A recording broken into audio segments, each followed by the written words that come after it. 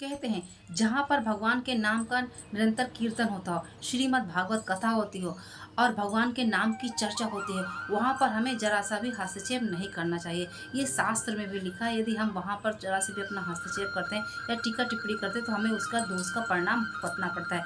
दोस्तों, आज का प्रसंग यही इसी कथा पर आधारित है कि आज एक भक्त ने किस प्रकार भगवान के कार्य में बाधा बना और सहज ही गुरु के मुखार बिंदु से निकले हुए शब्द सत्य हो गए।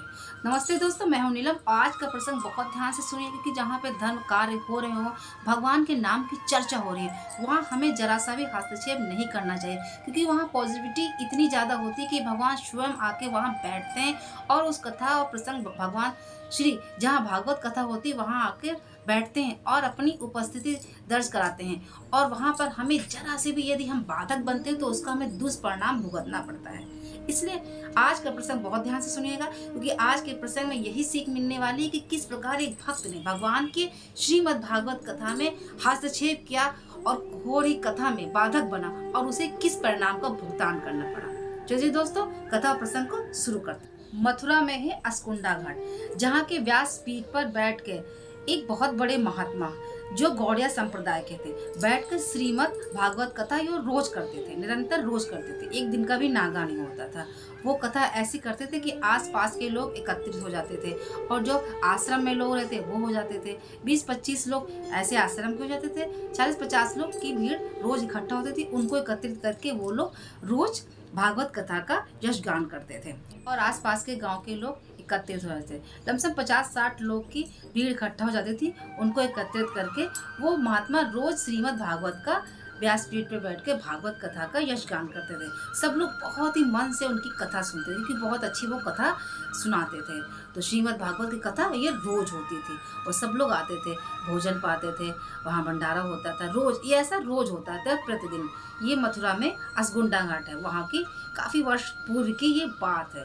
तो दोस्तों, होता ये था कि वहाँ पर एक भक्त थे रामदास, जो वहाँ की पूरी सेवा, जो वहाँ की जितनी भी सेवा, खाने पीने से लेके, साफ सफाई से लेके, व्यवस्था से लेके पूरा देख रेख वही करते थे। कहते हैं ना, कितनी भी भीड़ में हो, घर में हो या कहीं भी हो, कुछ ऐसे एक दो लोग ऐसे थे जो अपने आप को दिखाने की कोशिश करते हैं कि मैं सबसे श्रेष्ठ हूँ और मैं सबसे अच्छा कर लेता हूँ, मुझ में बहुत ज़्यादा समझ है। वो अपने आप को विशेष दिखाने की कोशिश करते थे। वो महात्मा थे, उनका नाम था रामदास। कार्य तो बहुत अच्छा करते थे, कार्य में कोई कमी नहीं आती थी, चाहे भोजन से लेकर हो, चाहे साफ सफाई से लेकर हो, चाहे किसी व्यवस्था जो भी उन्हें सौंप दिया जाता था उनसे कहना नहीं पड़ता था। वो सारी व्यवस्था अपने आप ही समझ लेते थे और पूरी व्यवस्था बिल्कुल सही समय पर करते थे। बस उनकी एक छोटी सी आदत थी जो बहुत ही खराब थी कि वो जब श्रीमद् भागवत शुरू होते थे, जब लोग इकट्ठा होते थे, उनको दिखाने के लिए उस समय कुछ ज्यादा ही कार्य करते थे कि लोगों का ध्यान भागवत से हटकर उनकी तरफ जाए। बस यही कमी उन्हें, इतनी बड़ी गलती का परिणाम उन्हें भुगतना पड़ा कि वो बाद में उन्हें मोक्ष की हालांकि प्राप्ति हुई। रामदास की एक छोटी सी कमी उनके सारे अच्छे कार्यों को धूमिल कर देती, सारे अच्छे कार्यों में पानी पड़ जाता था। वो अपने सिवा किसी की बात मानते ही नहीं थे, बिल्कुल ढीठ टाइप के थे, बिल्कुल हठी थे। वो अपने सिवा कुछ नहीं मानते और सब पर अपना हुक्म चलाते थे। दोस्तों, ये प्रसंग बहुत ध्यान से सुनिएगा। अक्सर आसपास और आप समाज में ऐसे लोग 1-2-4 मिल ही जाते हैं। हुआ यूं कि जब श्रीमद् भागवत कथा महात्मा जी शुरू करते थे तो रामदास क्या करते थे, बीच में से लोगों को उठा के बोलते थे, अरे ये बर्तन वहाँ पड़ा हुआ है, ये यहाँ झाड़ू नहीं लगा है, यहाँ पे खाने की व्यवस्था नहीं हुई, ऐसा नहीं हुआ, वैसा नहीं हुआ, कहाँ हो तुम लोग। तेज तेज से बोलकर श्रीमद् भागवत कथा जब हो रही हो तो वहाँ पर शोर मचाते थे और भागवत कथा होने में बाधा डालते थे। शोर होता था तो महात्मा जी कथा सुना नहीं पाते थे, उनको बहुत कष्ट होता था और बीच बीच में महात्मा जी को रुक के कहना पड़ता था, अरे रामदास रुक जा, 2 घंटे की तो भागवत होती है, उसमें भी तो चिल्ला रहा है, शोर मचा रहा है, भागवत हो जाए, ये कार्य बाद में भी तो किए जा सकते हैं, पहले कर लिया कर, ये तो भागवत खत्म होने के बाद कर लिया कर, तू प्रभु के कार्य में क्यों बाधक बन रहा है, पर तुम्हें समझ में नहीं आता है, मैं रोज ऐसे कहता हूँ।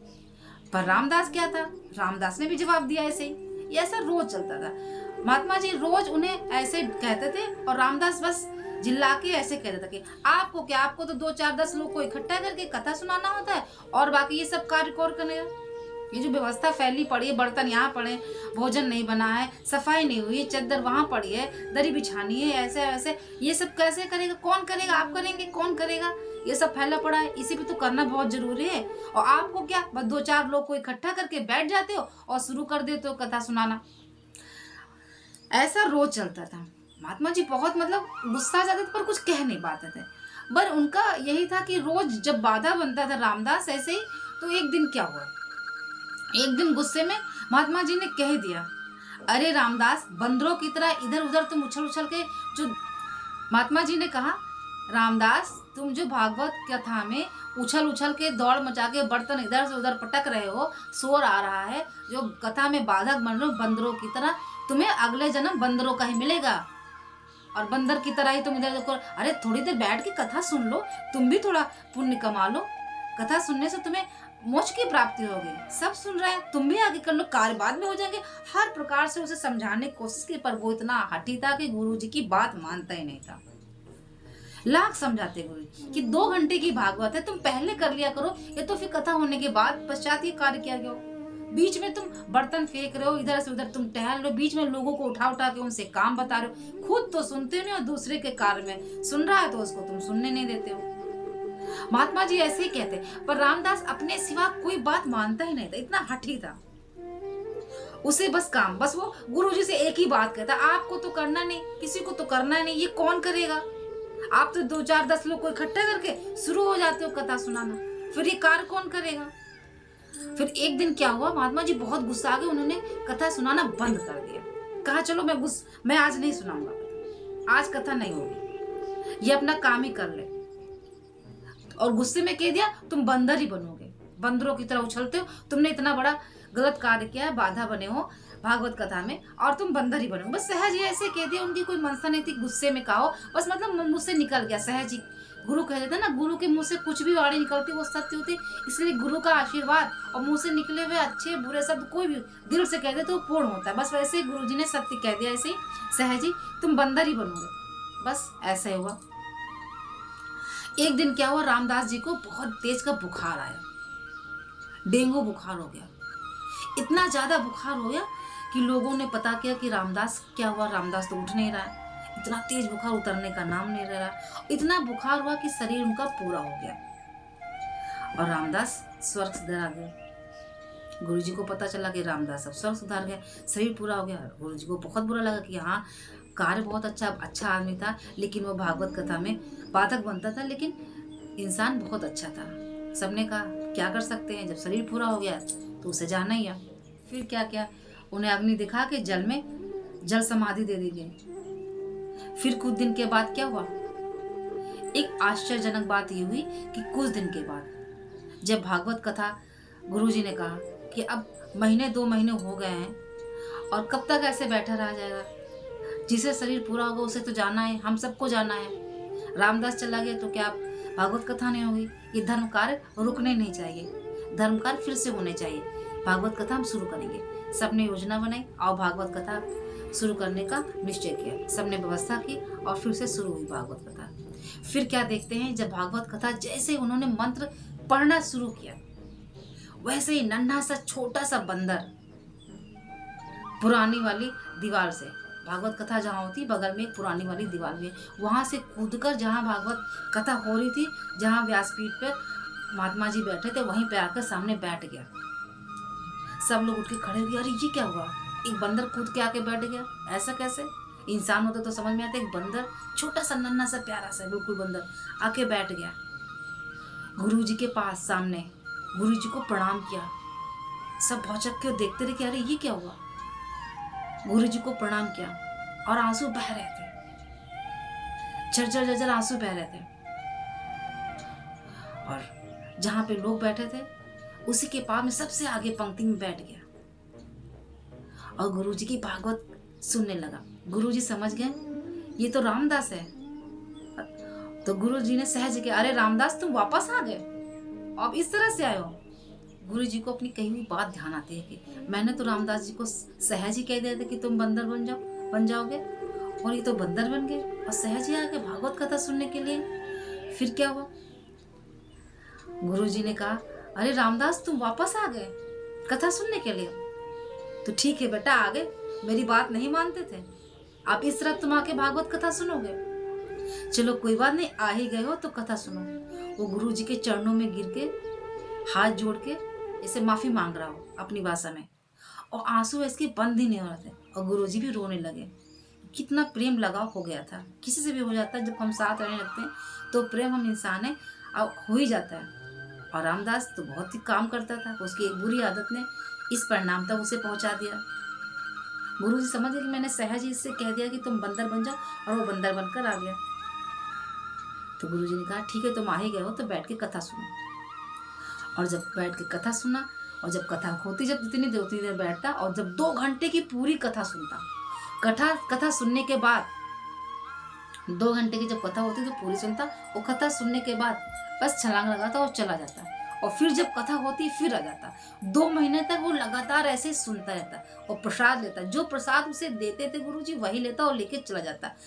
और जो लोग जान गए थे, सब लोग जान गए थे कि ये रामदास है, और रामदास प्रसाद ले रहे थे। तो गुरुजी जब खाते थे प्रसाद तो उसमें कुछ ज्यादा देते थे कि रामदास जी को उन्हीं का प्रसाद जो मिलता था वही रामदास जी को दे देते थे। प्रसाद लेकर भाग जाते थे रामदास। ये प्रक्रिया जब तक 2 महीने तक चलता रहा। भागवत कथा जितने दिन हुई वो आके सुनते रहे 2 महीने तक। फिर एक दिन की क्या हुआ, रामदास नहीं आए। गुरुजी ने कहा अरे रोज तो आता था, रामदास आया नहीं। अब उसका नाम रामदास पड़ गया, सब उसे रामदास ही कहने लगे कि अरे 2 महीने हो गया, रामदास रोज आता था, आज ऐसा कैसे हुआ, रामदास आया नहीं। पता लगाओ। जो आश्रम के लोग थे सब पता लगाने लगे कि रामदास कहाँ, सबको आवाज लगाने लगे, अरे रामदास कहाँ हो, गुरुजी बुला रहे हैं। गुरुजी भी आवाज दे रहे हैं, रामदास कथा शुरू होने वाली है, आ जाओ आ जाओ भाई, अब इंतजार मत कराओ, कहाँ हो। अब पता लगाने लगे, रामदास कहीं नहीं दिख रहा। जो पुरानी बिल्डिंग थी वहां पर आश्रम के पास, वहां जाके छत पर जाकर देखा रामदास वहां अपना शरीर पूरा कर चुका था। सब लोग भागते हुए गए, गुरुजी भी गए, देखा रामदास अपना शरीर पूरा कर चुका है। सबको बहुत आश्चर्य हुआ। गुरुजी समझ गए कि ये सिर्फ भागवत कथा सुनने के लिए इसे जन्म मिला था, और ये कथा पूरी हो गई और ये सुनकर वैकुंठ निवास गया। सबको आश्चर्य लगे कि मतलब किस प्रकार से वो कथा सुनने के लिए उसे जन्म मिला, और कथा सुनता था निरंतर, प्रसाद लेकर चला जाता था। और कथा पूर्ण होने के बाद 2 महीने की पूरी रोज कथा सुना 2 घंटे, और जब उसका शरीर पूरा हुआ और रामदास चला गया, फिर उसे जल समाधि दे दी। कहते हैं दोस्तों, जहां भी श्रीमद् भागवत कथा चल रही हो या भगवान के नाम का यश गान हो, वहां में हमें बाधा नहीं डालनी चाहिए। हमें उसमें सिर्फ कथा के समय कथा ही सुनना चाहिए। इसका बहुत बड़ा महत्व होता है, इसका बहुत बड़ा पुण्य होता है।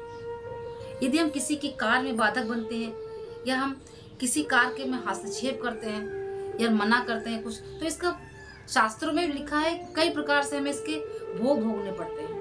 ये तो छोटी सी घटना थी जो रामदास ने, मतलब कार्य, वो व्यक्ति अच्छा था, सब कार्य करता था, मात्र उसके अंदर एक छोटा सा अवगुण था कि वो कथा में बाधक बनता था। बस उसी के परिणाम स्वरूप उसे वानर का जन्म मिला, और वो 2 महीने की कथा सुना और फिर वो स्वर्गवास उसका हो गया, परलोक सुधार गया। ये सत्य घटना है हमारे मथुरा के आसकुंडा घाट की। एक छोटा सा आश्रम था, वहाँ पे व्यासपीठ पे गौड़िया संप्रदाय के एक महात्मा बैठते थे, और वो रोज छोटे से आश्रम के जो लोग थे उनको एकत्रित करके, और आसपास के जो लोग इकट्ठा हो जाते थे उनको बैठ के रोज श्रीमद् भागवत कथा का यशगान करते थे। छोटा सा भंडारा चलता था, इसका रोज सब प्रसाद पाते थे और बहुत आनंद पूर्वक जीवन व्यतीत करते थे। ये छोटी सी घटना ने वहाँ के लोगों का जीवन और बदल दिया, और श्रीमद् भागवत कथा के प्रति लगाव और बढ़ गया। चर्चा में ये विषय काफी दिन तक रहा, काफी वर्षों पूर्व की बात है, मथुरा की। दोस्तों, ये छोटा सा प्रसंग, छोटी सी कथा कैसी लगी? अच्छी लगी तो लाइक शेयर कमेंट जरूर करें, नया हो तो चैनल को सब्सक्राइब करें। ठीक है दोस्तों, मिलते हैं नेक्स्ट वीडियो में, तब तक के लिए राधे राधे, जय श्री कृष्ण। मिलते हैं नेक्स्ट वीडियो में, तब तक के लिए जय श्री कृष्ण, राधे राधे।